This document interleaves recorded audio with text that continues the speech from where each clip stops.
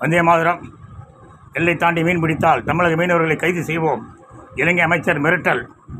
மிரட்டுவீங்கடா, மிரட்டுவீங்க. இந்த ஆட்டம் போடுங்க.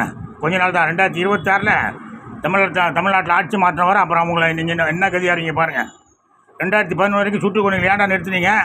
2011 வரைக்கும் தமிழக மீனவர்களை கொக்கு குருவி போல் சுட்டுக் கொள்ளுங்க. ஏன் நிறுத்தினீங்க தெரியுமா உனக்கு? ஏன் நிறுத்தினேன்? என்ஐஏ விசாரிக்கணும். தேசிய புலனாய்வு மனிதர்கள் சுட்டுக் கொல்லப்பட்ட வழக்குகளை என்ஐஏ விசாரிக்கணும்னு ஒரு மனு தாக்கல் செய்யுங்க. 2011 பிப்ரவரி மாதம் அவன் ஆர்டர் போட்டாங்க. ஹைகோர்ட்டில் ஆர்டர் போட்டாங்க. ஆனால் மீன்வளத்துறை என்ன போட்டுச்சுன்னா, நான் 570 மீனவர்கள் செத்துருக்காங்கன்னு சொன்னேன். மீன்வளத்துறை 27 பேர் தான் செத்துருக்காங்கன்னு கதை விட்டுச்சு. சித்தம கணக்கே தெரியல. அதனால தான் நீங்கள் இந்த ஆட்டம் போகிறீங்க. விரைவில் மாற்றம் வரும். ஸ்ரீலங்காக்காரன் ஓட விரட்டி அடிப்போம். நீங்கள்லாம் இந்த ராஜீவ்காந்தி கொலை ரசிக்க தெரிஞ்சுட்டு இந்தியாவை மிரட்டிக்கிட்டு இருக்கீங்க. நல்லா தெரியும் எனக்கு.